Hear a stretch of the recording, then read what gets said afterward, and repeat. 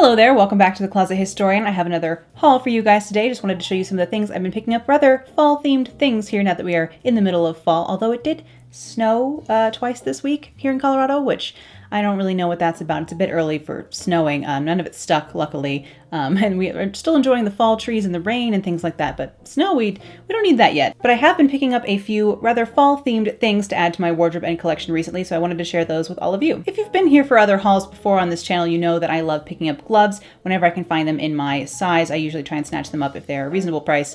Last year, I was actually looking for purple gloves specifically just because I had dyed my hair purple last year and was looking to be able to coordinate with my hair. This is a lesson of vintage shopping. Sometimes you'll be looking for something and for a whole year or for 5 years, you just can't find it. No one's listing any of them. It seems like it's just not available on the market. And of course, now that I'm no longer really adamant about finding purple gloves, I've been able to find 2 pairs.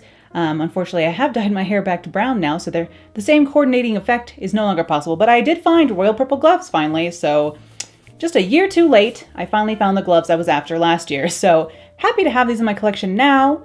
Don't think I'll be dyeing my hair purple again anytime soon, but in case I need to coordinate with purple, I finally am able to do so with these nice saturated royal purple gloves. These are probably from the 1960s, I would imagine, because they do seem to be some sort of a nylon or other polyester sort of adjacent fabric. No cotton in these or anything, but the fingers are actually long enough. They stretch really well. They're a nice fit. Tiny bit of little detailing down here. I'm glad they're not too short. They come a little bit past the end of the hand here. So great purple gloves that I finally found and added to my rainbow of gloves in my collection, but just a year too late pretty much. And of course, because I'm no longer looking for purple gloves, I have found not 1 but 2 pairs this year so far. So these were the other pair of purple gloves I found. These ones are a little bit longer and a more of a dusty grape or a dusted plum sort of color. They're not quite as bright and saturated as the other pair.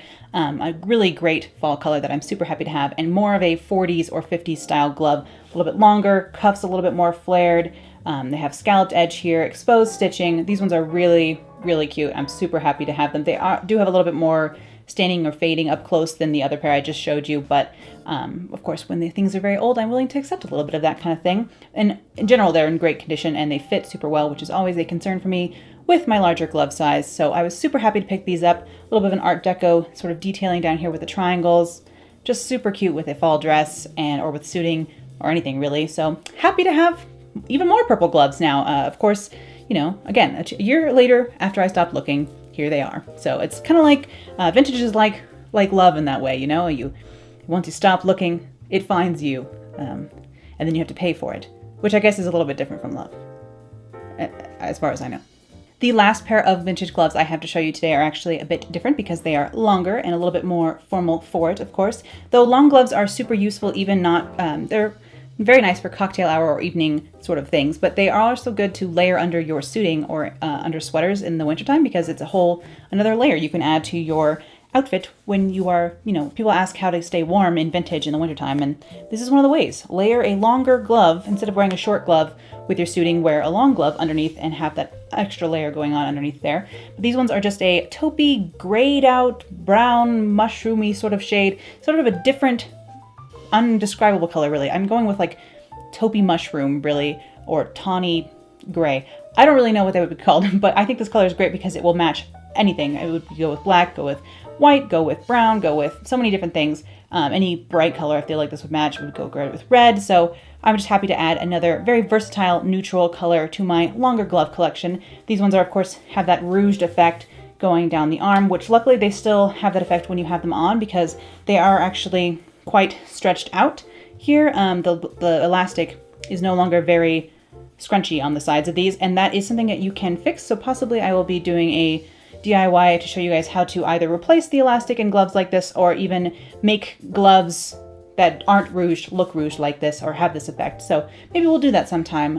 It'll be a fun little DIY showing you guys how to fix up gloves like this because that is a pretty common problem in vintage whenever something has elastic. Usually the elastic has deteriorated just because rubber and elastics like that don't really hold up very well over time. But I'm still happy to have these gloves in my collection. Really good neutral longer glove for me. Not that I go out very often in the evening, but when I do, why not feel more elegant? You know what I mean?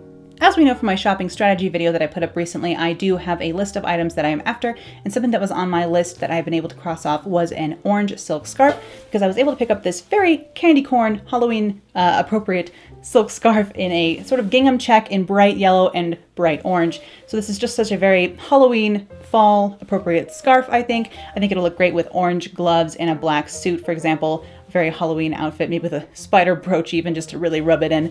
But I was really happy to add this to my collection, be able to cross that off my list. I would actually still like a darker, more burnt orange or pumpkin spice orange colored silk scarf, so I'll keep my eye out for that. But this one is a good brighter orange scarf to add to my collection, and happy to be able to cross that one off my list. Something I picked up recently that wasn't necessarily on my wish list, but was kind of on my radar, or is always on my radar in the back of my mind, are belts with covered buckles. I'm always looking for belts like this one from the 80s or 90s that have a matching covered buckle. That way, I mean, even though the pin here is still silver, I feel like I can wear this with gold or silver more easily, because vintage does tend to be a bit more matchy-matchy. Of course, you can mix metals if you want to, and in modern fashion, it's often done.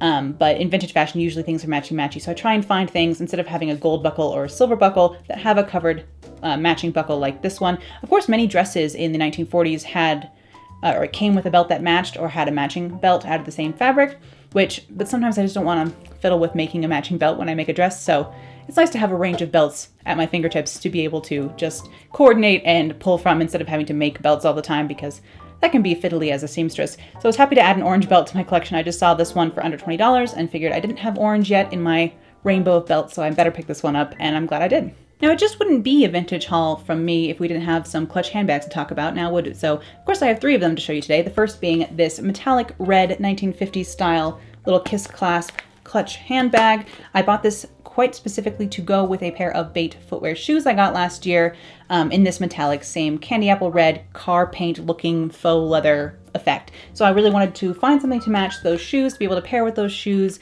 as a set in the future with like a little black dress, or even with like jeans and a blouse would be really cute for like going out to dinner or something like that. So dressing up or down, I feel like this metallic leather can work either way, and I was really happy to find such a unique color in a vintage accessory. So it does kind of prove that those shoes are more authentic than I thought they were, and I'm just really happy to have this bag to match them now. The second vintage clutch handbag I picked up recently was this black satin number with a little bit of beading detail here on the front. It's a pretty flat, a little bit padded. I think they described it as a 90s clutch. It's just a little snap front envelope clutch here, very simple, enough room for your lipstick, your phone, maybe your card, you know, things like that. Not a ton of room in a clutch like this, but of course this is more of an evening wear bag, and I did pick this up specifically to match the black satin Zella shoes from Royal Vintage that I showed you in my last video. So a theme today of the clutches is I bought them to match shoes, but this one was actually on my wish list for a couple of years now, and I'm glad it was still there available to pick up now that I have black satin shoes again. It made sense to get a black satin clutch. I'm a very matchy person, as we know, so called me old-fashioned, but as we have probably realized, that's the look I'm going for, so that's just fine with me. So happy to have this one in my wardrobe now to match those shoes. The heater just came on, so my apologies if you can hear that, but it is quite chilly down here, so I'm afraid I'm going to leave it that way. The last vintage clutch I have to show you guys today is, well, it's not vintage actually, although you'll be surprised when you see it, because that looks like a 1940s cord, C-O-R-D-E, crocheted handbag. It's literally the same clamshell shape, the same kind of scalloping, nice metal zipper in here. It looks like a vintage item. As someone who has vintage cord clutches in her collection, this is indistinguishable from them, other than that this is brand new. This is available now for sale. I'll have the link in the description. It's rare that I can mention anything in a video like this that you can actually go out and pick up yourself, because usually I'm talking about vintage, but this is not a vintage item. This is from Modern Cool Girl, Modern Clothing Shop, and Other Stories, which is an H&M owned brand. So if you have a problem shopping with high street stores, I'll understand if you're not as excited about this as I was. And I don't like to shop the high street, but I was just shocked to see this. I could not believe I was looking at a 1940s bag. It's just an exact replica, pretty much. It's a brand new 1940s bag, basically. It's indistinguishable from my other cord clutches, only it's this gorgeous, bright, saturated orange, which it's kind of a corally orange. They described it as coral red on the website, but it arrived as being orange, which clearly I can't tell the difference between orange and red anymore, as we've learned in my last video. But I was just so happy to see a colorful cord clutch. And this is, again, this is a little bit of a pricier item. This one was $59, so I think it was like $65 with shipping. But I would definitely pay that for a vintage one of these. If I saw this vintage on Etsy for that price, I would definitely pick it up. And to be able to get one brand new as a germaphobe, that made me even happier to be able to get one that's brand new and unused. So I just couldn't believe this item when I saw it, and I had to have it. It's really rare to get bright, colorful cord clutches, vintage ones. They do exist. I have seen someone who has a gorgeous red one on Instagram, for example, but they're rarer than hen's teeth, as the saying goes.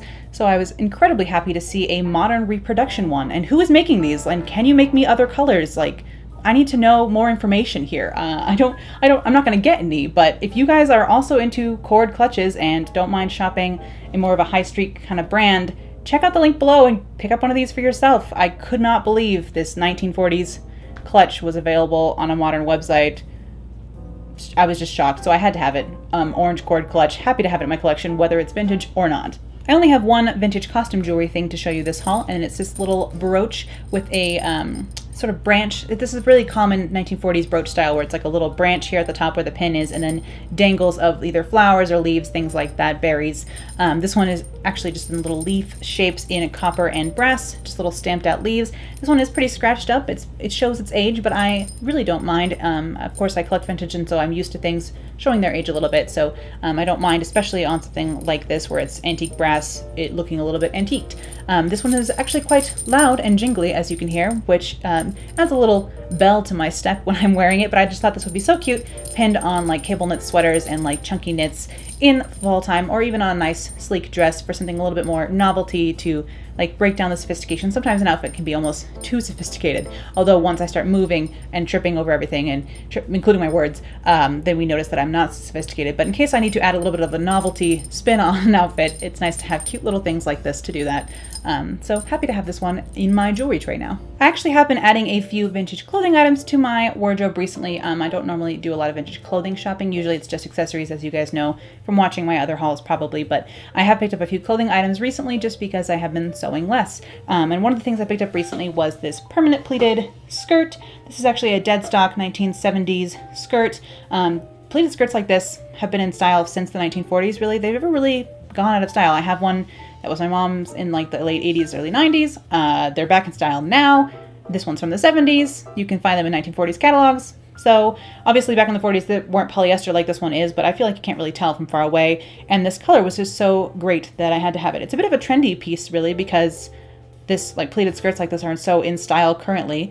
But of course I'll be wearing mine with 1940s suiting jackets, which is not what the modern fashion bloggers tend to do these days, but you know, why not have a 1940s suiting jacket with a gorgeous burnt orange fall color like this? So I think it'll be a very good instant fall outfit this year, and I'm happy to have added this one to my wardrobe. And clearly I've just been falling prey to polyester recently, because I actually picked up this blouse in polyester, a vintage blouse, online as well recently. I was buying something else from the same shop, and I just poked around the rest of the Etsy shop, saw this blouse, saw that it would fit me, and just really liked the colors.